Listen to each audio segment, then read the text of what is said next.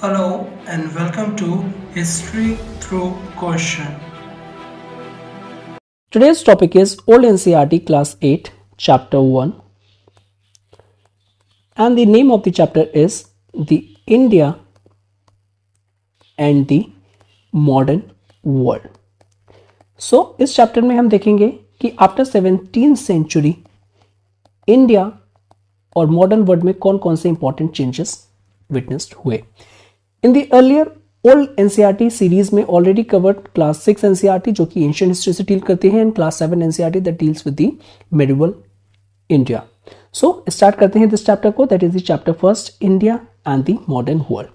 So starting from the 17th century, अगर हम 17th century से 2-3 सेंचुरीज बाद में देखें, that is the end of और till the end of 20th century, so we witness number of changes. काफी changes हमको देखने को मिलते हैं और ये चेंजेस डिफरेंट डायमेंशंस में हैं, सच एज सोसाइटी में चेंजेस, वेरियस सोसाइटी किस तरीके से ट्रांसफॉर्म हुई सोसाइटी, इकोनॉमी में चेंजेस, कौन कौन से न्यू इकोनॉमिक सिस्टम्स एमर्ज हुए, नेक्स्ट पॉलिटिकल और पॉलिटिक्स में चेंजेस, कल्चर स्फेयर में चेंजेस और इवन लैंग्वेज में changes. These are all changes. तो simply we can say that कि even after the 17th century changes witnessed in the every human dimensions it clearly visible. Now next question arises, how and when. Okay, so next question, how and when did they begin. ये जो changes की हम बात कर रहे हैं ये कब स्टार्ट हुए, and how did they proceed, और किस तरीके से ये आगे प्रोसीड हुए changes. So again we talk about this कि अगर हमें जानना है कि कैसे ये चेंजेस स्टार्ट हुए और कैसे ये प्रोसीड हुए, सो टू अंडरस्टैंड हमको एनालाइज करना पड़ेगा various centuries, that is the 18th, 19th and 20th centuries, because यही सेंचुरीज थी जहां पे ये majority of the changes witness देखने को मिलते हैं हमें.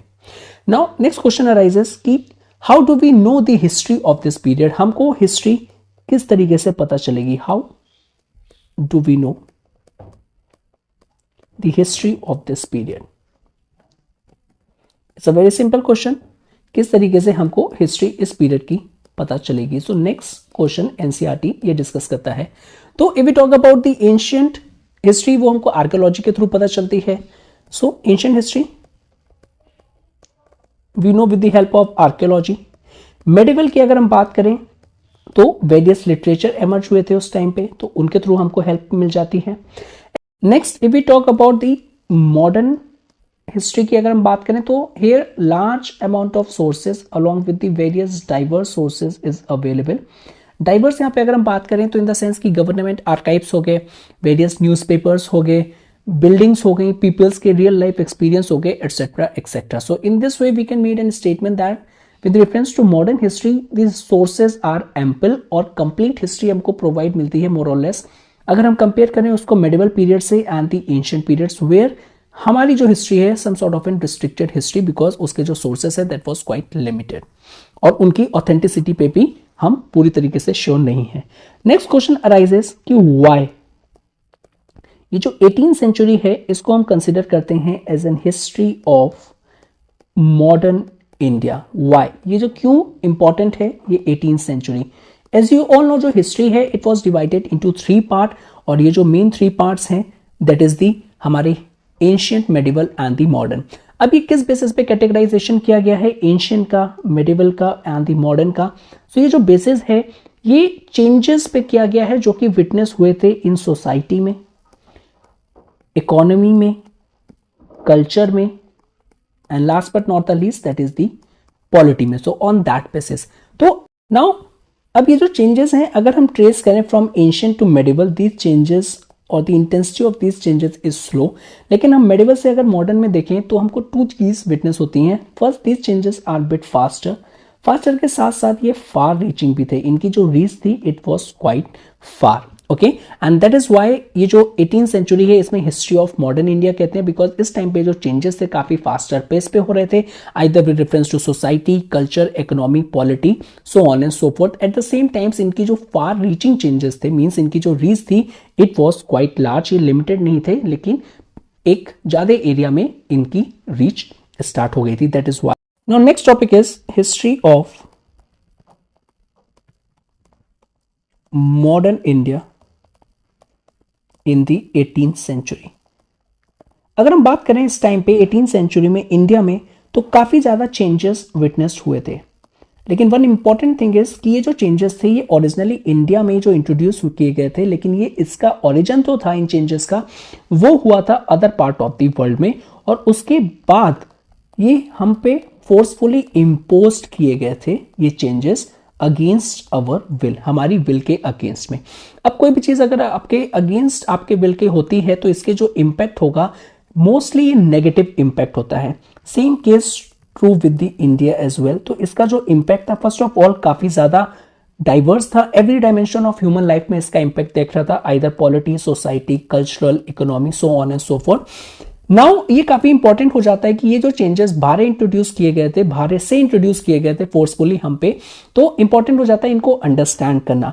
नाउ इनको अंडरस्टैंड करने के लिए 2-3 क्वेश्चंस हम आस्क करते हैं, उसके बाद करते हैं कि first and the foremost thing कि व्हाट चेंजेस, ये कौन कौन से चेंजेस थे जो कि हुए थे इस टाइम पीरियड में इंडिया में, फर्स्ट क्वेश्चन। नेक्स्ट क्वेश्चन अगर हम बात करें हाउ दे टुक प्लेस, किस तरीके से ये जो चेंजेस थे इनका बेसिकली क्या कोर्स ऑफ एक्शन था, किस तरीके से ये टुक प्लेस हुआ था इंडिया में। एंड नेक्स्ट जो लास्ट क्वेश्चन है that is why in the way they did, और जिस तरीके से हुए थे तो वो किस तरीके से और क्यों वो उसी तरीके से चेंजेस इंट्रोड्यूस हुए थे इंडिया में। सो इसके लिए सबसे पहले अगर हम बात करें तो इंडिया की कंडीशन समझ लेते हैं इन दी अर्ली 18th सेंचुरी में। तो अर्ली सेंचुरी की अगर हम बात करें इंडिया में, तो इंडिया में उस टाइम पे पॉलिटिकल फ्रेगमेंटेशन था। Political fragmentation in the sense कि सब लोग अपने बारे में सोच रहे थे, कोई भी एक तरीके से सेंट्रल अथॉरिटी नहीं थी, ओके, और पॉलिटिकल फ्रेगमेंटेशन था। एक आपका एरिया दूसरे एरिया में फाइट कर रहा था रिसोर्सेस के लिए, सो पॉलिटिकल फ्रेगमेंटेशन, यूनिटी बिल्कुल भी नहीं थी। नेक्स्ट इंपॉर्टेंट थिंग हम बात करें तो यहां पे इनइफेक्टिव और एन इनइफिशिएंट एक तरीके से एडमिनिस्ट्रेशन था। सो एडमिनिस्ट्रेशन भी प्रॉपर नहीं था और साथ ही साथ लॉ एंड ऑर्डर भी प्रॉपर नहीं था। तो वेरियस प्रिंसिपैलिटीज थी और वो प्रिंसिपैलिटीज आपस में लड़ रही थी, एक तरीके से पॉलिटिकल फ्रैगमेंटेड थी। Now let's talk about the people's life. अगर हम यहाँ पे पीपल्स की लाइफ की बात करें तो उनकी लाइफ और प्रॉपर्टी जो थी इस सिनेरियो में जब पॉलिटिकल केओस चल रहा है आपके यहाँ तो कैसी होगी, डेफिनेटली वो इनसिक्योर ये काफी ज्यादा थी। नाउ इस टाइम पे एक और डेवलपमेंट होना स्टार्ट हो गया था, दैट इज जो यूरोपियंस थे अब वो ट्रेड करने के बहाने से आ रहे थे और वो एज अ ट्रेडर्स आ रहे थे और ये बेसिकली मुगल टाइम से ही आ रहे थे। अब उनको जब पता चला कि ये जो पॉलिटिकल फ्रेगमेंटेशन है या फिर उन्होंने जो एक्सपीरियंस किया तो उन्होंने इसका एडवांटेज उठाया। अब ये जो एडवांटेज उठा के अपने आप को एक तरीके से मास्टर की तरह स्टैब्लिश किया और उसके बाद जो कॉलोनियलिज्म है वो हम पे देखने को मिलता है और अप्रोक्सीमेशन 200+ ईयर्स वो हम पे रूल करते हैं। So now one more important thing, usually अगर हम बात करें कि हमने अभी बात करी ये जो यूरोपियंस थे एज अ ट्रेडर्स आए थे, ओके, तो यूजली जब आप किसी से ट्रेड करते हैं तो आपकी जो प्रॉस्पेरिटी है वो काफी ज्यादा इंक्रीज होती है। प्रॉस्पेरिटी इंक्रीज होती है, आपका balance of payment in simple way में कि अगर आप एक्सपोर्ट ज्यादा कर रहे हो और इंपोर्ट कम कर रहे हो, जैसे एक्सपोर्ट 100 वैल्यू कर रहे हो और इंपोर्ट 50 वैल्यू कर रहे हो, तो ये जो 50 है ये BOP बैलेंस ऑफ पेमेंट है, ये आपका फेवरेबल है बिकॉज आप ज्यादा एक्सपोर्ट कर रहे हो, ओके, तो आपके पास ज्यादा पैसे आने चाहिए। That was the economic rule की अगर हम बात करें तो यूजली ट्रेड आप ज्यादा कर रहे हो तो प्रॉस्पेरिटी आपकी इंक्रीज होनी चाहिए। प्रॉस्पेरिटी इंक्रीज होनी चाहिए तो आपकी अल्टीमेटली जो मॉडर्नाइजेशन है वो फास्ट होना चाहिए। लेकिन इंडिया के केस में अगर बात करें तो ट्रेड ज्यादा हो रहा था, एक्सपोर्ट ज्यादा हो रहा था, ठीक है, ये सब चीजें ठीक है, लेकिन ये सारी चीज जो थी प्रॉस्पेरिटी और मॉडर्नाइजेशन ऐसा नहीं हो रहा था, ओके। नाउ अगर हम अपने केस में बात करें, अब ये जो सारी चीजें थी इसने इंडिया को कैसे इंपैक्ट किया, इसने इंडिया को बहुत ही ज्यादा बैकवर्ड कर दिया। बैकवर्ड के साथ साथ कैसे बैकवर्ड हुआ इंडिया, ऑल्दो जहां पे आपका ट्रेड ज्यादा होगा, प्रॉस्पेरिटी इंक्रीज होगी, वहां पे इंडस्ट्रियलाइजेशन होगा, लेकिन हमारे साथ क्या केस हो रहा था, डी इंडस्ट्रियलाइजेशन हमको विटनेस हुआ। हमारी जो ऑलरेडी एग्जिस्टिंग इंडस्ट्रीज थी वो डी इंडस्ट्रियलाइज होने लगी, ओके। नेक्स्ट इंपॉर्टेंट थिंग अगर हम बात करें कि हमारा मॉडर्नाइजेशन काफी ज्यादा डिलेड हो गया, हम मॉडर्नाइज नहीं हो पाए। So these are all the factors. Next ये जो एक तरीके से जो पीरियड था इसको हम कंसिडर कर सकते हैं कि इंडिया का एक तरीके से ये बॉन्डेज पीरियड था, लेकिन ये जो बॉन्डेजेस था ये टोटल नेगेटिव नहीं था।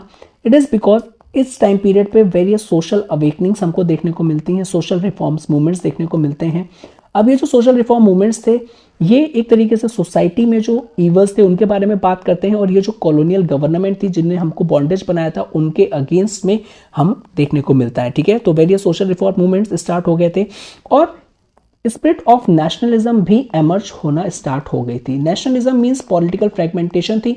पॉलिटिकल फ्रेगमेंटेशन में जितनी भी प्रिंसिपैलिटीज थी सब अपने आप को अलग अलग देख रहे थे, कोई भी इंडिया एज ए नेशन नहीं देख रहा था। इंडिया फर्स्ट इंडियंस है वो, उसके बाद किसी प्रिंसिपैलिटी से ज्वाइंट है वो, ऐसा नहीं देख रहे थे। लेकिन जैसे जैसे स्पिरिट ऑफ नेशनलिज्म आती गई, ये आपका जो नेशनलिज्म की जो एंथुजियास्टिक जो स्पिरिट थी ये इम्बाइब्ड होती गई हमारे फ्रीडम फाइटर्स में, और इसने गाइड किया इंडिया स्ट्रगल फॉर इंडिपेंडेंस, और finally India achieve independence.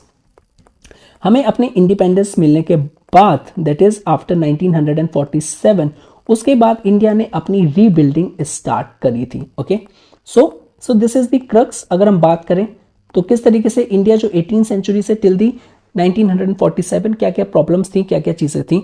Now next let's talk about the changes जो कि हमने ऑलरेडी डिस्कस किए हैं कि ये जो चेंजेस थे ये एमर्ज हुए थे different part of the worlds, और फिर उसको इंट्रोड्यूस किया गया था इंडिया में against their with. What are this changes? If we talk about the changes, the first and the foremost thing is कि ये जो चेंजेस थे ये फर्स्ट बिगिन हुए थे यूरोप में, and later on it spread to the other part of the world, and India was not an exception. तो कौन कौन से changes? First and the foremost change is the renaissance. तो रेनेसा की बात करते हैं, उसके बाद हम बात करेंगे कैपिटलिज्म की, how renaissance leads to the rise of capitalism, and last but not the least that is the IR industrial revolution.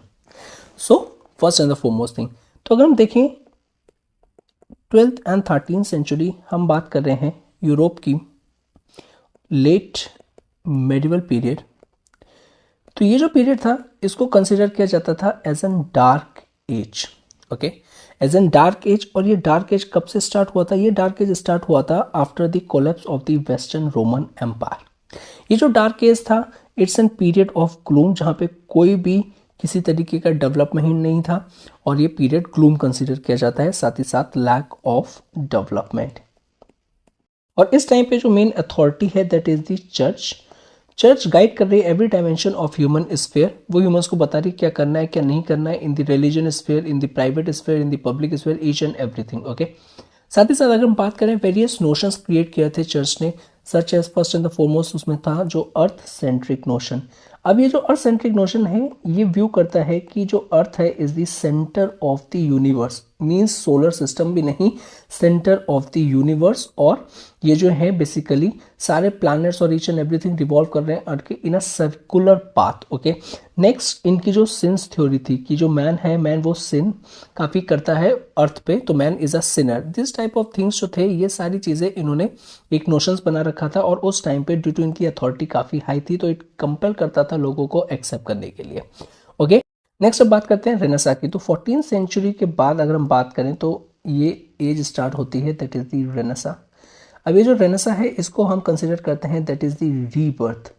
अब रीबर्थ ऑफ व्हाट? रीबर्थ और रिवाइवल ऑफ द एंशिएंट और द ग्रीक कल्चर, एंशिएंट रोम और the Greek culture. Okay, और इस तरीके से Renaissance को rebirth consider किया जाता है। इसको मॉडर्न एज भी कहते हैं, बिकॉज इस टाइम पे जो इंडिविजुअलिज्म जो था और जो स्पिरिट ऑफ इंक्वायरी थी काफ़ी ज़्यादा एमर्ज हुई थी।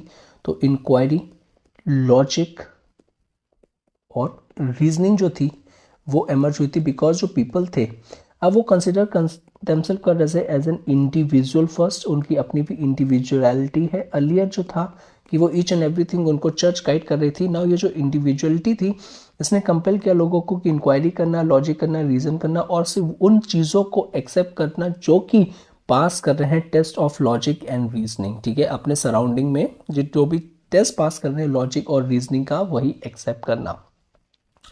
नाउ अगर हम बात करें अब ये जो इंडिविजुअलिटी जो एलिमेंट था, अब इसमें एक तरीके से क्लियर डिफरेंस हो जाता है पब्लिक लाइफ में। पब्लिक लाइफ जो कि अगर हम बात करें एक तरीके से गवर्नमेंट लाइफ, और एक तरीके से जो फॉर्मल रिलीजन था, और इनकेस प्राइवेट लाइफ जो कि एक इंडिविजुअल की लाइफ थी और पर्सनल रिलीजन था। ठीक है, तो इस तरीके से पब्लिक और प्राइवेट लाइफ में भी काफ़ी हमको इमर्जेंस देखने को मिलता है।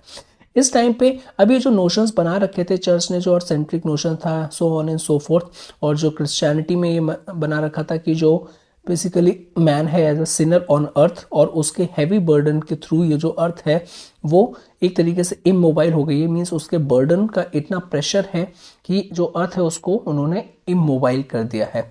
तो बेसिकली इस तरीके से जब जो नोशंस थे, अब अंडर रेनेसां में वेरियस काउंटर आर्ग्यूमेंट्स होने लगे। ओके, वेरियस ह्यूमनिस्ट कल्चर भी एमर्ज हुआ। ह्यूमनिस्ट कल्चर मीन्स अर्लियर अगर हम देखें तो सिर्फ लीगल स्टडीज़ जो यूनिवर्सिटीज़ में थी और सिर्फ वो पढ़ाई जाती थी। अब हल्के हल्के जब ह्यूमनिस्ट कल्चर जो एमर्ज हो रहा है, ह्यूमनिस्ट कल्चर जो कि बात करता था आर्ट, ठीक है, हिस्ट्री और इस तरीके की चीज़ों की, तो वो काफ़ी एमर्ज हुआ। और उसके बाद एक तरीके से प्रोटेस्टेंट रेवोल्यूशन भी स्टार्ट हुआ। अब ये जो प्रोटेस्टेंट रेवोल्यूशन है, it was started by the Martin Luther king. अब इन्होंने अटैक करना स्टार्ट किया चर्च को कि ये जो पीपल हैं इनको किसी भी प्रीस्ट की रिक्वायरमेंट नहीं है, they not required any priest to connect with the God. और उन्होंने अपने फॉलोअर से कहा कि आपको फेथ होना चाहिए गॉड पे, अगर आपको ये फेथ है गॉड पे तो ये आपको गाइड करेगा आपके पाथ के लिए, ठीक है ना, और साथ ही साथ आपको एक रोड भी प्रोवाइड करवाएगा हेवन की। ओके, तो सिंपली अगर आपको फेथ है गॉड में तो आपको हेल्प मिलेगी अपने जो राइट पाथ को चूज करने में, और जो पाथ है हेवन को उसके लिए भी आपको एक तरीके से मोटिवेशन मिलेगा। नेक्स्ट अगर हम बात करें कि इवन ये जो प्रोटेस्टेंट रेवोल्यूशन था उसमें आगे चल के ये भी देखने को मिलता है कि ये जो रिवॉल्ट अगेंस्ट ऑटोक्रेटिक रूलर्स भी स्टार्ट हो जाता है। Under Renaissance, it leads to the another important thing, that is, it leads to the advance to the human knowledge.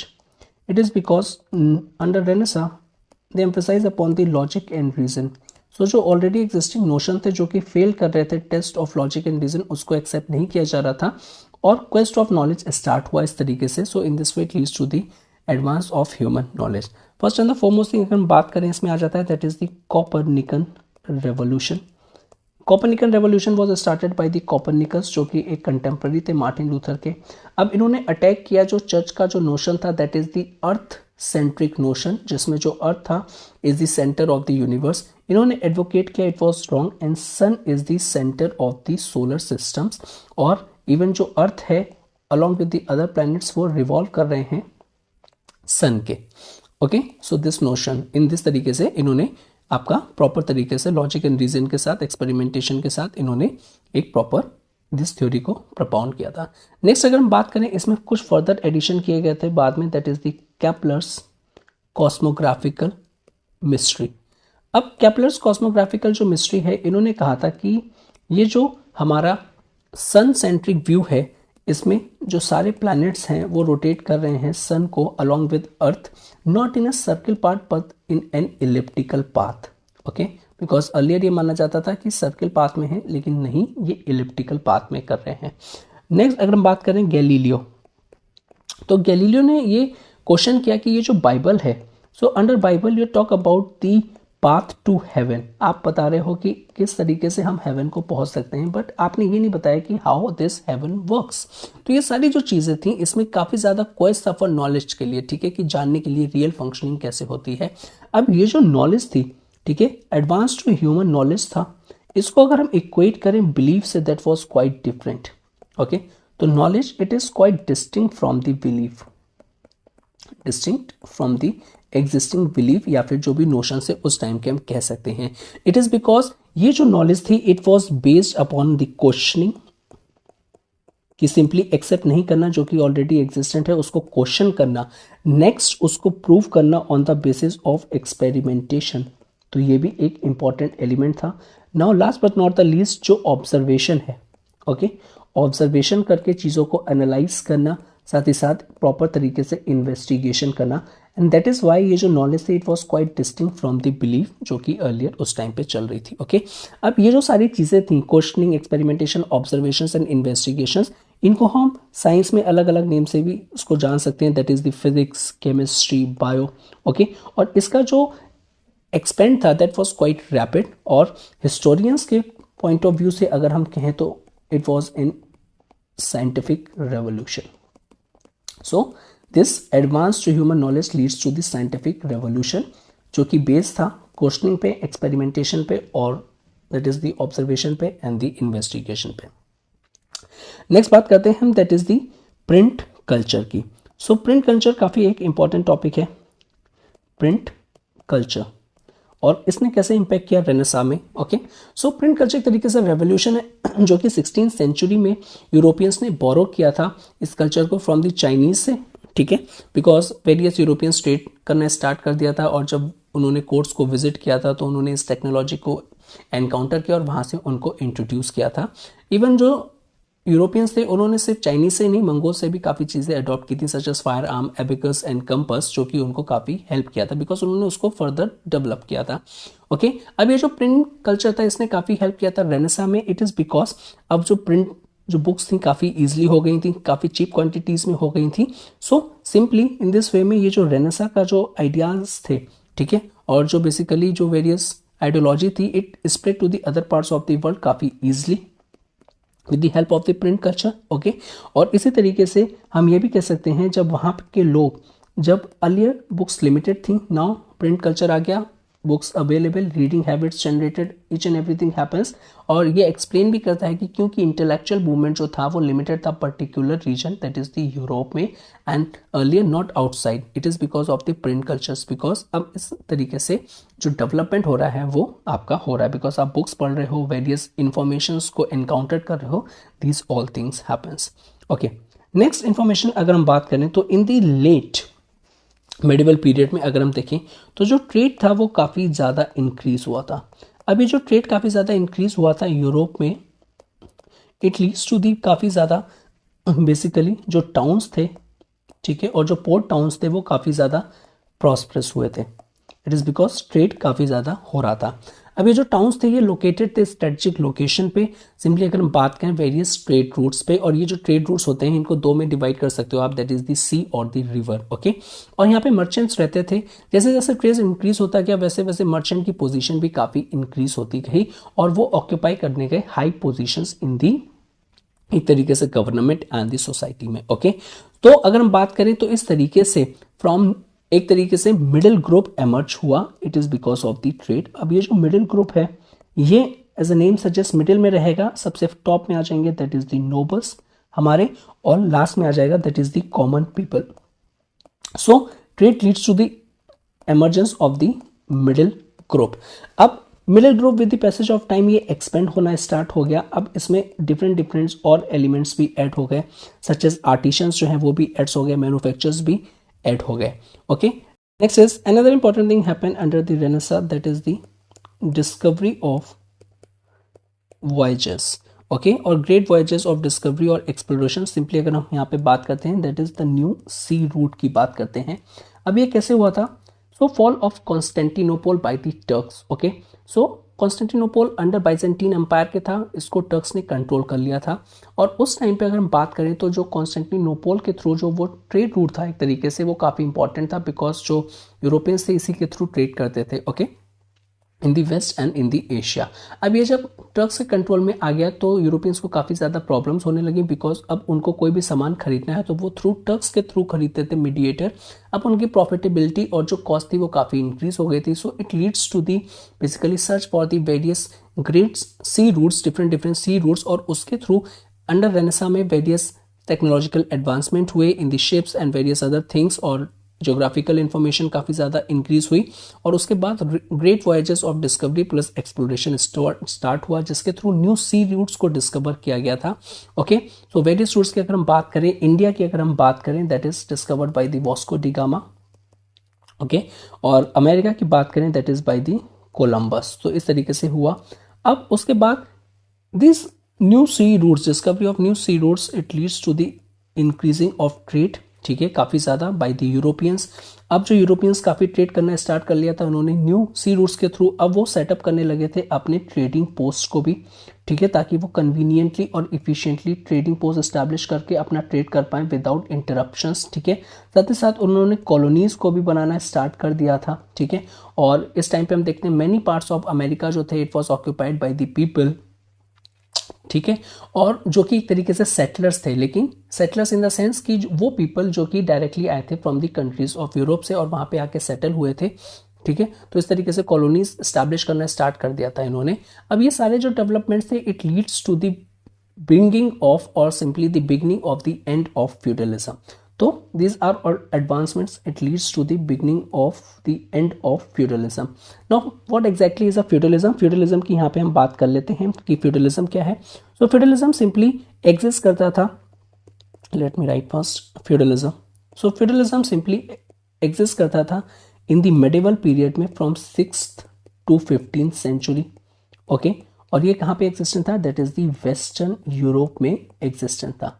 अब ये जो वेस्टर्न यूरोप में एग्जिस्टेंट था, इसमें जो फ्यूड वर्ड है, व्हाट डज दिस मीन? इसका मीन होता है कंडीशनल ओनरशिप ऑफ लैंड. की मीन्स आपके पास ओनरशिप तो है लेकिन there are certain conditions attach to it. तो इस तरीके से इसको कंडीशनल ओनरशिप ऑफ लैंड भी कहते हैं. Now question arises, next question arises, why this feudalism emerge? ये एमर्ज क्यों हुआ था? ये जो बेसिकली एक टाइप का जो बहुत ही ज़्यादा नेगेटिव सिस्टम था, क्यों एमर्ज हुआ था? It is because of two things. First जो था कि कोई भी एक तरीके से सिंगल पॉलिटिकल अथॉरिटी नहीं थी. तो first and the foremost thing, lack of single political authority. It is because of this कि एक तरीके से पावर स्ट्रगल था, ठीक है, और एक तरीके से पावर वैक्यूम था. तो first and the foremost thing reason इसका ये है, ठीक है, बिकॉज उस टाइम पे वेस्टर्न यूरोप फ्रेगमेंटेशन था various small and big kingdoms में. तो वो आपस में फॉट करते रहते थे और कोई भी एक तरीके से सेंट्रल पॉलिटिकल अथॉरिटी नहीं है. ओके फर्स्ट अगर सो फर्स्ट ये हो गया. एंड सेकेंड की अगर हम बात करें, इट इज़ बिकॉज उस टाइम पे जो लैंड था वही इंपॉर्टेंट एक तरीके से काफ़ी ज़्यादा सोर्स ऑफ पावर थी and not the money. Okay next features की बात करते हैं. तो what are the important features under the feudalism? तो some features, first and the foremost thing, जो लैंड था वो काफ़ी इंपॉर्टेंट था and not the money. Second, जो feudal control affairs of the society, ये जो फ्यूडल लॉर्ड्स थे ये कंट्रोल करते थे affairs of the society. It was an another important features. Next is, अगर हम किंग देखें तो it was not powerful. Okay because majority of the land जो थी वो एक तरीके से फ्यूड्स के कंट्रोल में थी. दैट इज वाई जो किंग्स थे it was not powerful. Next, now let's talk about the capitalism. Now capitalism एक तरीके से न्यू सिस्टम ऑफ सोसाइटी में एमर्ज हुआ था. What was the reason? It is because ये जो फ्यूडलिज्म था इसका बिगनिंग होना स्टार्ट हो गया था Renaissance along with the other developments. Now एक न्यू सिस्टम ऑफ सोसाइटी की रिक्वायरमेंट थी अब ये कैपिटलिज्म. और अंडर कैपिटलिज्म में क्या है? सो कैपिटलिज्म में है एक तरीके से हम बात करते हैं टू ग्रुप्स की, that is the capitalist group and second is the workers group. So जो कैपिटलिस्ट थे ये ओनर थे of the factories and machines के. ये कंट्रोल करते थे production and sales of the good और इनका जो एम होता था to earn the maximum profit. Okay और जो वर्कर्स थे इनका सिर्फ एक चीज़ थी कि ये रिसीव करते थे वेजेस इन रिटर्न में. तो next question arises, how this capitalism emerge? How this capitalism emerge? तो इसके लिए अगर हम बात करें तो how this capitalism emerge, it is because जैसे ट्रेड जो था वो काफ़ी ज़्यादा एक्सपेंड हो रहा था. अब ये जो ट्रेड का जो एक्सपेंशन था ये दोनों तरीके से हो रहा था. ये होम में भी हो रहा था और काफ़ी अब्रॉड भी हो रहा था. अब डेफिनेटली जब ट्रेड है अब आपका बढ़ता जा रहा है तो ये जो डिमांड है ये काफ़ी ज़्यादा बढ़ रही है गुड्स की, ठीक है. अब ये जो इंक्रीजिंग डिमांड्स है ये कंपेल कर रही है यूरोपियंस को कि ये इंप्रूव करें प्रोडक्शन सिस्टम, बिकॉज इनका जो एग्जिस्टेंस सिस्टम था वो फुलफिल नहीं कर पा रहा था इस ग्रेट डिमांड को. ओके तो सिंपली अगर आपकी डिमांड ज़्यादा हो रही है तो आपको सप्लाई भी ज़्यादा करना है, लेकिन ऐसा हो नहीं पा रहा था. It is because of the existing traditional system. अब ये जो ट्रेडिशनल सिस्टम है ये क्या था? इस ट्रेडिशनल सिस्टम के अंडर में जो आर्टिशंस थे वो वर्क करते थे अपने होम से, उनको उसमें हेल्प करते थे उनके फैमिली मेंबर्स. इनके जो टूल्स होते थे वो भी काफ़ी सिंपल्स थे और बेसिकली इसमें कोई भी लेबर स्पेशलाइजेशन नहीं था. Labour specialisation in the sense कि अगर कोई एक तरीके से एक पॉटर्स है तो वो सिर्फ पॉटर ही बना रहा है, नहीं ऐसा नहीं है, वो और चीज़ें भी करता था. इसलिए यहाँ पे कोई भी लेबर स्पेशलाइजेशन नहीं मिलता था. यहाँ पे जो मर्चेंट का रोल क्या होता था? मर्चेंट सप्लाई करता था उनको रॉ मटेरियल्स आर्टिशंस को और आर्टिशंस इन रिटर्न में उनको फिनिश गुड्स देते थे. लेकिन अगेन प्रॉब्लम क्या था कि ये जो डोमेस्टिक सिस्टम था ये अनेबल टू मीट कर रहा था इंक्रीजिंग डिमांड जो कि डे बाई डे काफ़ी ज़्यादा इंक्रीज होती जा रही है. Now it leads to the basically emergence of the factory systems. और what is factory system अभी हम देखते हैं. So emergence of factory system. अब एज अ नेम सजेस्ट यहाँ पे फैक्ट्री की अगर हम बात करें तो यहाँ पे जो ओनर थे बेसिकली जो फैक्ट्री ओनर्स थे अब वो कलेक्ट करने लगे थे रॉ मटेरियल्स ह्यूज क्वांटिटी में, बिकॉज अगर आपको डिमांड फुलफिल करनी है, ठीक है, तो आपको रॉ मटेरियल्स भी ज़्यादा चाहिए हैं, because then only you are in a position to produce more. Okay, अब ये जो फैक्ट्री सिस्टम था, one factual information that is, ये जो फर्स्ट एमर्ज हुआ था और डेवलप हुआ था इन दी यूरोप में and later is spread to the other part of the world. तो यहाँ पे जो ओनर था that is the factory owners, और उसका first and the foremost important काम होता था कि to extract the raw materials as much as possible, then only it is possible to produce in a mass quantity. Next is under factory systems another important thing happens, that is adoption of the newly advanced machine. तो यहाँ पे technological development को भी हमको देखने को मिलता है, बिकॉज अब जो आपका जो प्रोडक्शन प्रोसेस है, earlier traditional production process sufficient नहीं था, इसलिए आप अब दूसरे प्रोडक्शन प्रोसेस की तरफ जा रहे हो, that is you adopted the newly advance machines. ठीक है, अब ये जो इन्वेंशंस ऑफ मशीन्स था, ये काफ़ी ज़्यादा इंपॉर्टेंट रोल हो गया था, बिकॉज इसके थ्रू प्रोडक्शन काफ़ी ज़्यादा फास्ट हो जाता था और डिमांड फुलफिल करने में हेल्प होता था। ठीक है, अब ये जो मशीन्स थी उस टाइम पे जो डिमांड थी वो टेक्सटाइल की थी, इसीलिए जो मशीन्स का जो इन्वेंशन था वो टेक्सटाइल्स में हुआ था। कुछ हम बात करें that is the spinning jenny या फिर steam power. Okay, so simply this type of things जो टेक्नोलॉजिकल एडवांसमेंट हुआ था मशीन्स का, ये टेक्सटाइल सेक्टर में हुआ था। नेक्स्ट फैक्ट्री सिस्टम की अनदर कैरेक्टरिस्टिक की अगर हम बात करें तो वो एम्प्लॉयड करते थे मैनी आर्टिशंस को। अब आर्टिशंस को अपने घर से काम नहीं कर रहे हैं, वो फैक्ट्री में आके प्रॉपर तरीके से काम कर रहे हैं। नेक्स्ट, अब जो फिनिश गुड्स हैं, फिनिश गुड्स पहले जो एक तरीके से मार्केट में कौन इंट्रोड्यूस कर रहा था, पहले जो थे वो आर्टिशंस कर रहे थे, नाउ अब फिनिश गुड्स ये जो है that is the factory owners हैं, वो सोल्ड कर रहे हैं मार्केट में। Okay, Now let's analyze the impact of factory systems. अब इसका impact क्या हुआ, ठीक है। So first and the foremost thing, यहाँ पे अब जो फैक्ट्री ओनर्स थे अब वो कंसिडर करने लगे थे उनको लोग as a one of the most powerful person, जो कि अर्लियर पोजीशन ऑक्यूपाई कर ली थी फ्यूडल लॉर्ड्स ने। काफ़ी ज़्यादा न्यू इन्वेंशंस हुए, we already discuss, that is the spinning jenny in the looming sector, steam power, और इसने काफ़ी इंक्रीज कर दिया क्लोथ का प्रोडक्शंस। नाउ अब आप इजिली सेटिस्फाई कर सकते हैं जो कि आपकी ग्रोइंग डिमांड्स है। एट द सेम टाइम इसने कॉस्ट ऑफ प्रोडक्शंस भी कट डाउन किए, तो प्राइसेस भी रिड्यूस्ड हुए। ओके, जो फाइनल आर्टिकल है उसके प्राइसेस भी रिड्यूस्ड होंगे। नाउ अगर हम बात करें ये जो ट्रांसफॉर्मेशन था simple tools to machine tools, again I am repeating this word, that is the transformation, because अब आप क्या कर रहे हो, अपने आप को ट्रांसफॉर्म कर रहे हो। बिकॉज पहले आप क्या कर रहे थे, आप सिंपल टूल्स यूज कर रहे थे मेड अप ऑफ हैंड्स, ठीक है, और सिंपली वेरियस ट्रेडिशनल इंडस्ट्रीज। अब आप प्रॉपर तरीके से मशीन टूल्स को यूज कर रहे हो। अब ये जो मशीन टूल्स है ये इसने आपका प्रोडक्शन को काफ़ी ज़्यादा स्टार्ट किया है, और यही सिंपली कुछ नहीं है, इसको हम कह सकते हैं that is the industrial revolution में। बिकॉज इंडस्ट्रियल रेवोल्यूशन में क्या चीज़ हम पढ़ते हैं कि ये जो ट्रांसफॉर्मेशन था from simple tools to machine tools, और इसने मास प्रोड्यूस करना स्टार्ट कर दिया था cheap quality. So in this way में जो कैपिटलिज्म थी along with the industrial revolution, इन्होंने स्लोली एंड ग्रेजुअली स्टार्ट कर दिया था changes in the entire world. Slowly and gradually this changes को इंट्रोड्यूस किए गए थे वर्ल्ड में और इम्पैक्ट करने लग गए थे वो एग्जिस्टिंग सिस्टम को। Okay, next topic, if we talk about the war of American independence. War of American independence, because we already discussed कि जो यूरोपियंस थे उन्होंने कॉलोनीज बनाना स्टार्ट कर दी थी। अब ये जो वॉर ऑफ अमेरिकन इंडिपेंडेंस है ये क्या और किसके अगेंस्ट में है और क्या इसकी स्टोरी है, तो सिंपली हम कह सकते हैं कि English government on the one hand against the 13 colonies जो कि उन्होंने स्टैब्लिश करी थी इन दी नॉर्थ अमेरिका में। Okay, let's talk about the reason, what was the reason responsible for the American independence और war of American independence. It is because जो most of the people 13 colonies में रहते थे they are all from England, ठीक है। अब ये जो इंग्लैंड में थे और ये जो पीपल्स सेटल हुए थे यहाँ पे, इनको हम सेटलर्स कहते हैं। तो इवन तो ये इंग्लैंड से आए थे, लेकिन इनको इंग्लिश गवर्नमेंट जो थी वो सेम राइट प्रोवाइड नहीं करवाती थी जो कि इंग्लिश मैन इन इंग्लैंड में एंजॉय करते थे। ऑन दी अदर हैंड ये लोग एज ए सेटलर्स आए थे, तो सेटलर्स के थ्रू इनको पे करना था टैक्सेस, और गवर्नमेंट क्या कर रही थी, इंग्लिश गवर्नमेंट टैक्सेस को इंक्रीज करती जा रही थी, और साथ ही साथ उन्होंने वेरियस रिस्ट्रिक्शंस को भी इम्पोज कर दिया था on the business and the administrations. अब ये जो पीपल्स थे काफ़ी ज़्यादा एलिनिएटेड फील होने लगे, तो it lead with no other options but to take the banner of the revolt, और उसके बाद जो था वो रिवोल्ट स्टार्ट हो गया। अब जो पीपल्स थे वो कंसिडर कर रहे थे अपने आप को एज एन अमेरिकन फर्स्ट, और इस तरीके से उनके अंदर में नेशनलिज्म की जो स्पिरिट थी that was started.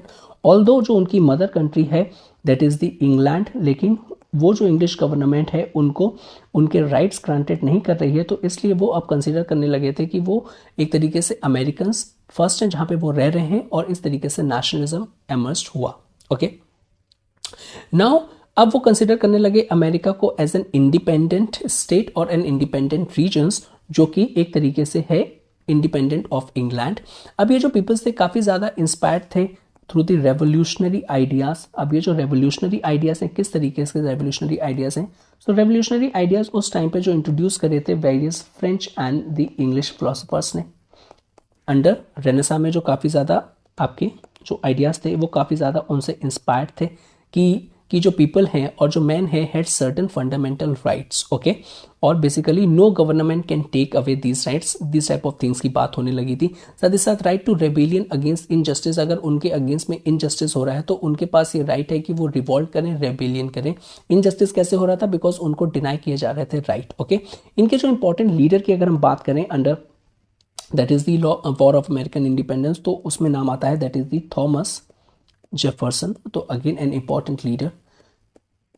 So on 4 जुलाई 1776 में एक चीज़ और डेवलपमेंट होता है दैट इज जो रिप्रेजेंटेटिव्स थे, रिप्रेजेंटेटिव्स ऑफ द 13 कॉलोनीज जो कि रिप्रेजेंट कर रहे थे 13 कॉलोनीज को, उन्होंने क्या किया, एक तरीके से अडॉप्ट किया डिक्लेरेशन ऑफ इंडिपेंडेंस। उन्होंने कह दिया कि हम जो हैं अब इंडिपेंडेंट हैं, हम किसी के कंट्रोल में नहीं थे, because earlier they were under the control of the English government, now they declare their independence. और इन्होंने बेसिकली ये भी कंसिडर किया कि जो ऑल मैन है वो इनएलिनेबल राइट्स हैं उनके, जो कि क्रिएटर ने उनको ग्रांट किए हैं।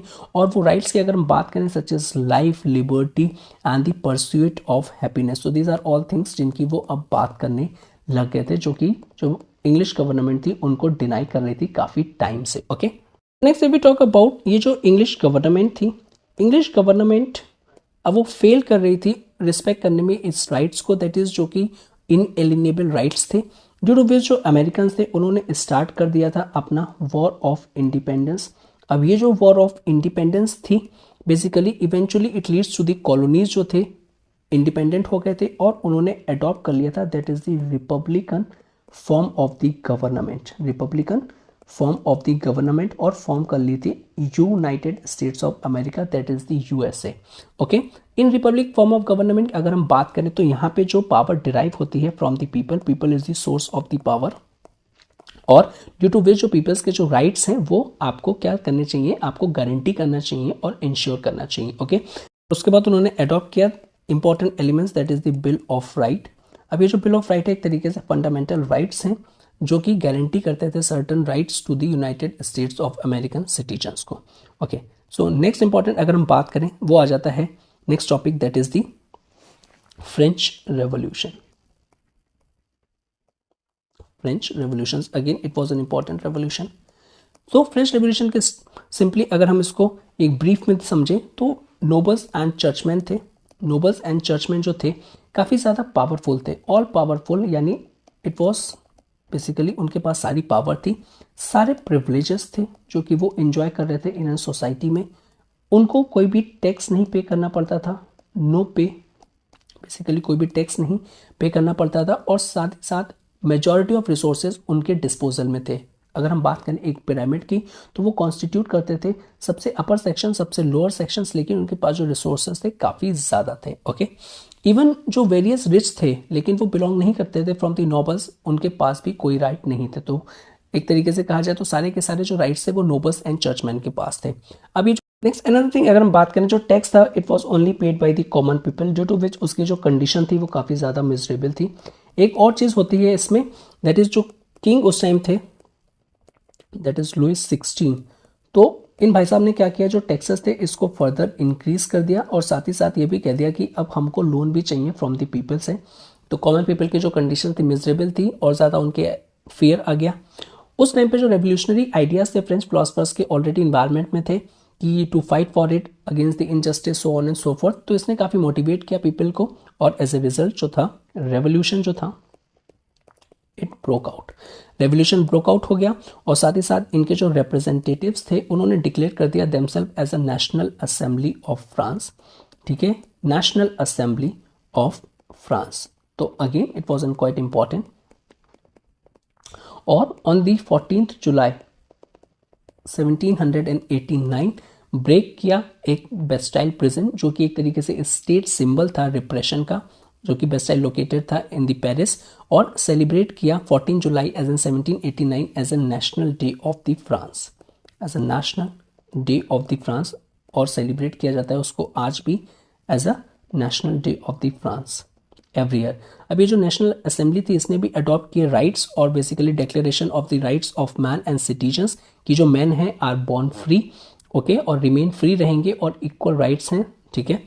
सो this all leads to the France became the republic, and after becoming republic उन्होंने काफ़ी आइडियोलॉजीज को अडॉप्ट किया, that is the liberty, equality and the fraternity, जो कि एक तरीके से गाइडिंग प्रिंसिपल की तरह एक्ट किया और इन्फ्लुएंस किया काफ़ी वर्ल्ड को, including the India, because India ने ये सारे एलिमेंट्स को अडॉप्ट किया है in our constitutions, liberty, equality and fraternity from the French revolutions. Okay, next topic if we talk about that is the nationalism. अब हम नेशनलिज्म की बात करते हैं। तो ये जो एक तरीके से जो रेवोल्यूशंस हो रहे हैं इसने इंस्पायर किया था और स्ट्रेंथन किया था, that is the idea of the nationalisms और simply the idea of the nation state.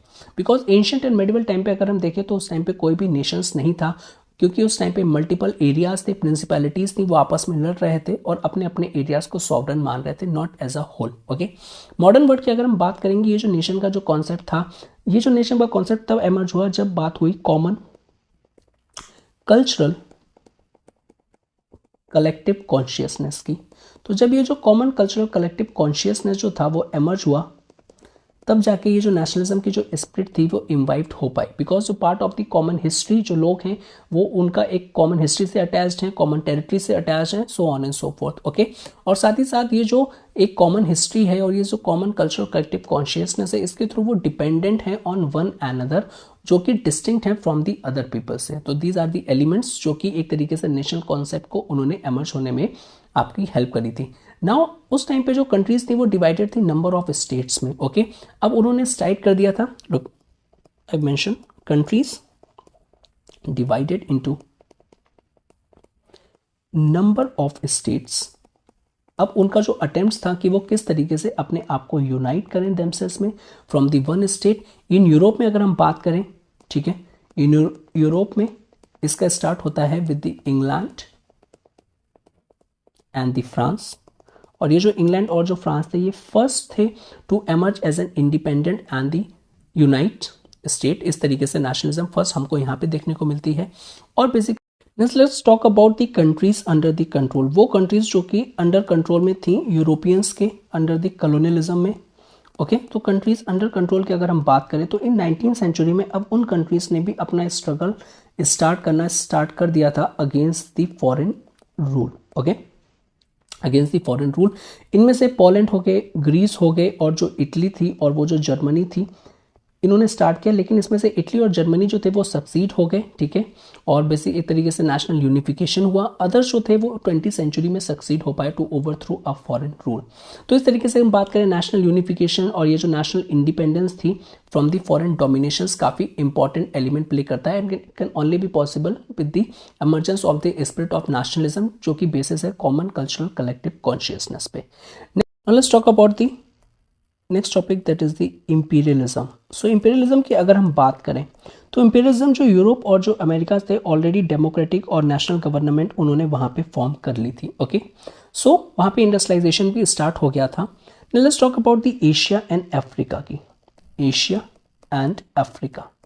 So Asia and Africa में अगर बात करें things are quite different. Okay, it is because यहाँ पे European traders as a sellers आए थे, ठीक है, आफ्टर 15वीं सेंचुरी स्टार्ट कर दिया था उन्होंने एशियन पोर्ट्स में आना, और सिंपली जो ट्रेडिंग कम्युनिटीज़ थी जिसके लिए वो आते थे बाय करने के लिए स्पाइसेस काफ़ी ग्रेट डिमांड में थी, calicos, tea etcetera, these are the some of the communities that are in the great demand, that is why the European traders comes as a trade करते थे in Asia and the African regions में। Okay, so European जो थे इनका जो main area अगर हम बात करें तो कौन कौन सा मेन एरिया था एशिया में, अगर हम बात करें सबसे पहले तो श्रीलंका हो जाएगा, दैट इज नेक्स्ट इंडिया हो जाएगा, अलॉन्ग विद द मलेशिया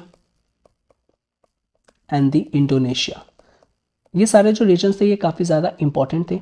अब ये जो यूरोपियन ट्रेडर्स थे यहाँ पे ह्यूज प्रॉफिट, यानी इनका जो प्रॉफिट था, जो ये जो ट्रेड करते थे, ठीक है, इंडिया से खरीद के जो यूरोप में बेचते थे, काफ़ी ज़्यादा ह्यूज प्रॉफिट था उनका। और ये जो यूरोपियन ट्रेडर्स थे इवन अपने आपस में ही लड़ते थे, फॉट अगेंस्ट ईच अदर की ज़्यादा से ज़्यादा कौन कंट्रोल कर पाएगा ट्रेड में। ओके, समटाइम्स ये जो फाइट होती थी इसमें गवर्नमेंट भी सपोर्ट करती थी उनको कैप्चर करने में पावर को। यूरोपियन ट्रेडर्स कौन कौन से थे, सच एज पोर्चुगल हो गया, हॉलैंड हो गया, डेनमार्क हो गया, इंग्लैंड हो गया and the France, these are the European traders. Okay, now let's talk about in India. So East India Company की अगर हम बात करें तो in the mid of the 18th century, that is after the Battle of Plassey, what will happen, वो एक consider हुआ as a dominant group amongst the various European traders, और उन्होंने अपनी पावर को इस्टेब्लिश किया और इंडिया को एज एन इंपॉर्टेंट बेस बनाया। अब जो बची हुई पावर्स थी, अदर यूरोपियंस ने अपने आप को इस्टेब्लिश किया था अदर पार्ट्स इन एशिया में। Now let's talk about the what leads to the domination और the control or power by the Europeans, okay, or simply in the East India Company, by the East India Company. So let's talk about the India in the Asia and the Africa में हम बात करते हैं। So if we talk about the Asia and Africa government, तो उनकी वहाँ की जो गवर्नमेंट थी वो वीक थी काफ़ी ज़्यादा, कोई भी प्रॉपर नेवी नहीं थी, ठीक है, there is no proper navy setups, और जो इंडस्ट्रियलाइजेशन था वो अभी स्टार्ट नहीं हुआ था इंडिया में। So this are all the conditions जो कि यूरोपियन ट्रेडर्स ने एनकाउंटर की थी और इसी का एडवांटेज उठाया था उन्होंने। So Europeans who had come to Asian countries, अब वो ट्रेड के लिए आए थे, उन्होंने कॉन्कर्ड किया उनको through the wars and deception के थ्रू।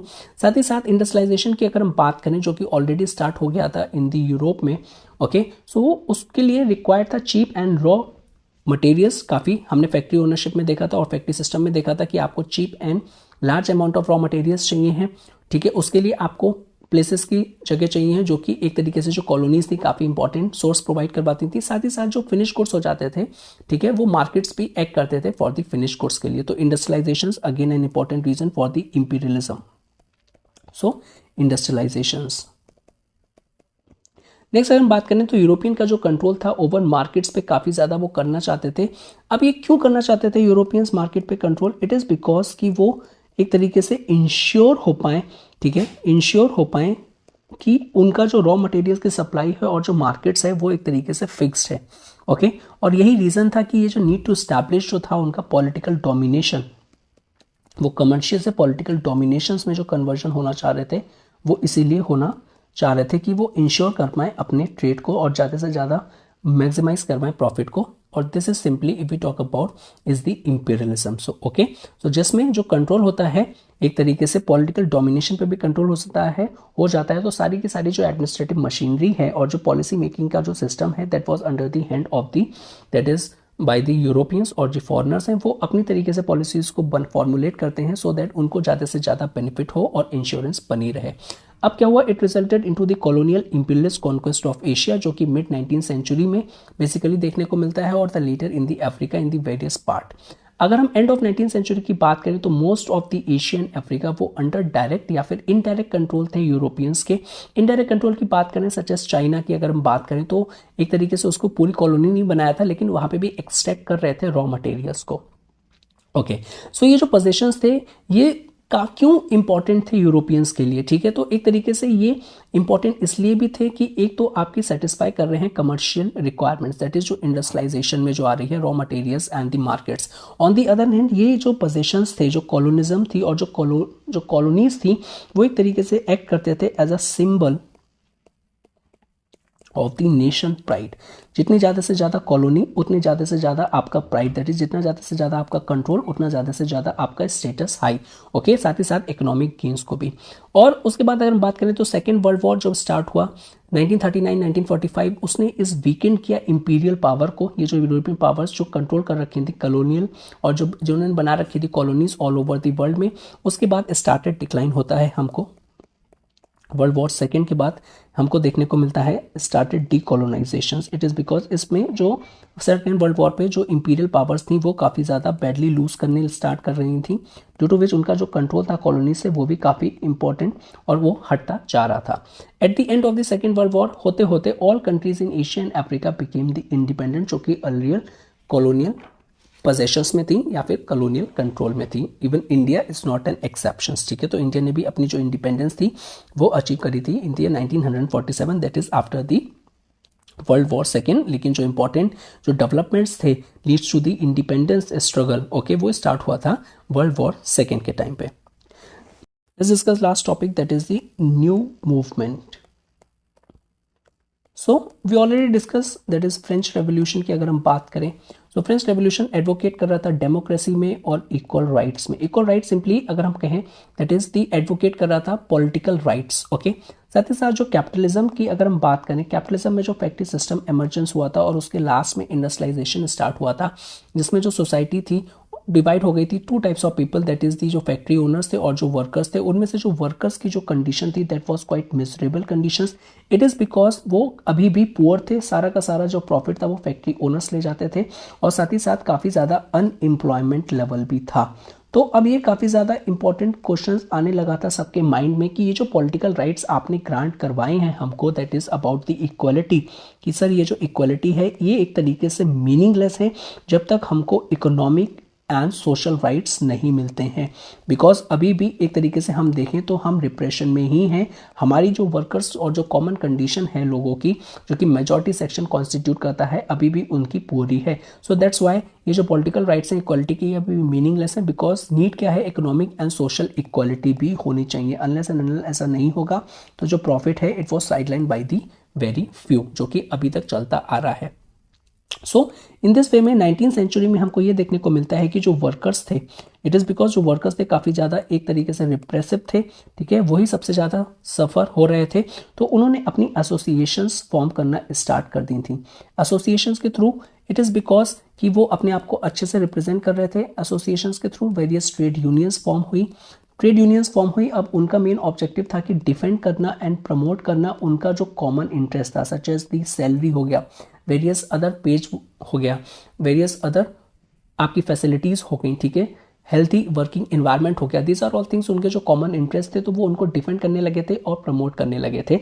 यहाँ पे जो वेरियस थिंकर्स थे उन्होंने भी काफ़ी इंपॉर्टेंट रोल प्ले किया था। तो थिंकर्स एंड जो फिलोसफर्स थे, बिकॉज वो एडवोकेट कर रहे थे social ownership. It is because under factory ownership या फिर कैपिटलिज्म या फिर इंडस्ट्रियल रेवोल्यूशन, कुछ भी आप कह लो, कि ये जो प्राइवेट ओनरशिप का जो कॉन्सेप्ट आया था that was leads to the workers miserable conditions, और वो रिस्पॉन्सिबल था वर्कर्स की मिजरेबल कंडीशन के लिए। सो अब वो डिनाई करने लगे थे no private ownership, because under private ownership काफ़ी ज़्यादा सप्रेशन हो रहा था उनके राइट्स का और उनको उनका ड्यू से नहीं मिल रहा था। सो वेरियस थिंकर्स और जो फिलोसफर्स थे अब वो एडवोकेट करने लगे थे सोशल ओनरशिप के लिए। अब what do mean by social ownership? Social ownership अगर मैं सिंपली इसको डिफाइन करूं तो it talks about the collective ownership, कि किसी के एक इंडिविजुअल के हाथ में ओनरशिप नहीं है लेकिन वो सोसाइटी के हाथ में ओनरशिप है। That is why it was known as the collective ownership. अब ये जो इंपॉर्टेंट थिंकर्स थे इसमें से टू इंपॉर्टेंट थिंकर्स हो जाते हैं जो कि ये आइडियोलॉजी को एडवोकेट करते हैं, that is the Karl Marx along with the Frederick एगल। तो ये काफ़ी इंपॉर्टेंट पर्सनालिटीज़ हैं, ठीक है, जो कि ये एडवोकेट करते हैं कैपिटलिस्ट सोसाइटी जो है इसको रिप्लेस किया जाए विद दी सोशलिस्ट सोसाइटी से। Socialist society as a name suggest society, socialist society यहाँ पे हम बात कर रहे हैं। सोशलिस्ट सोसाइटी जो कि प्रोवाइड करे नेसेसिटीज़ ऑफ लाइफ, जो भी रिक्वायरमेंट है बेसिक नेसेसिटीज़ की, सच एज लैंड हो गया, फैक्ट्रीज हो गया, important thing. So simply in simple way they talk about the collective ownership and not about the individual ownerships, okay? So ये जो socialist society जब इन्होंने advocate करी on the basis of collective ownership और the social ownership, तो इसने various political movements start कर दिए in the different part of the world. It is because जो कैपिटलिज्म था अब वो काफ़ी ज़्यादा एमर्ज हो चुका था और उसका जो नेगेटिव साइड था वो भी सबके सामने आ चुका था। सो इन दिस वे में ये जो थिंकर्स थे इन्होंने जो एडवोकेट किया था ये काफ़ी ज़्यादा अच्छा लग रहा था। सो उन्होंने काफ़ी इन आइडियोलॉजीज़ ने काफ़ी इंपैक्ट किया political movements in the every part of the world, ताकि इस्टेब्लिश हो पाए सोशलिज्म, ओके, कि सोसाइटी ओनरशिप इस्टेब्लिश हो पाए। इंपॉर्टेंट एग्जाम्पल हमको देखने को मिलता है that is the Russian revolution से। सो रशियन रेवोल्यूशन अगर हम बात करें ऑफ 1917, जो कि एक तरीके से रिजल्ट था ओवरथ्रो करना जो कि ऑटोक्रेटिक रूल था अंडर द कजार। तो कजार ऑटोक्रेटिक रूल, उसको किससे एस्टैब्लिश करना, दैट इज द सोशलिज्म में, okay. So it resulted in building the socialism in the first in the USSR. This revolution that is the Russian revolution leads to the emergence और basically leads to the establishment of socialism in the USSR. अब ये जो now let's conclude करते हैं। अब ये जो Russian revolution था that talks about the socialism, French Revolution that talks about the liberty, equality and fraternity, and the American independence or the American Revolution that talks about the Bill of Rights, that is the important essential fundamental rights. अब इसने influence करना start कर दिया था all part of the world including the India, because हमारा जो India struggle for independence था काफ़ी बूस्ट मिला था with the help of the ideas advocated by these revolutions. Okay, and one more important thing happens जो होती है 20th century में विटनेस होती है कि कोई भी इवेंट अगर किसी भी पार्ट ऑफ द वर्ल्ड में होता था, it came to be known in the other country as well. Okay, अब ये जो वर्ल्ड वॉर्स जो हुए थे फर्स्ट एंड द सेकेंड, इसने भी काफ़ी इम्पैक्ट किया specially in the 20th century में. इट इज़ बिकॉज इसने इम्पैक्ट किया वर्ल्ड को, because millions of people died. और उसके बाद वेरियस एफर्ट्स लिए गए थे कि कैसे एक तरीके से बिल्ड किया जाए पीसफुल वर्ल्ड. ओके, जो कि बेस्ड हो इक्वालिटी पे. Again equality not only in political sense but the economical and social as well, जो कि हमारे प्रीएम्बल में भी एडवोकेटेड है. लिबर्टी और equality of political, social and economic in its nature. So in this chapter हमने देख लिए वेरियस चेंजेस. कुछ चेंजेस पॉजिटिव थे, ठीक है, और कुछ चेंजेस नेगेटिव थे. नेगेटिव चेंजेस जो थे हम पे इम्पोज किए गए थे बाय द फॉरेन गवर्नमेंट्स. अगर हम बात करें alien government in the form of colonialism, imperialism, जिसने इंडिया को नेगेटिवली इम्पैक्ट किया. ऑन द अदर हैंड कुछ पॉजिटिव चेंजेस थे such as made by the various revolutions, ठीक है, Russian revolution, French revolution, American revolution, जिसने हमको इंस्पायर किया to fight against our India's struggle against the independence, against the British government और the alien rule, और after that we achieve the independence. So these are all the changes जो हमने chapter first में discuss किया है. सो chapter second भी आएगा. So stay tune. If you like this video please do like, share and subscribe, and thank you very much for watching this. Have a good day and stay safe.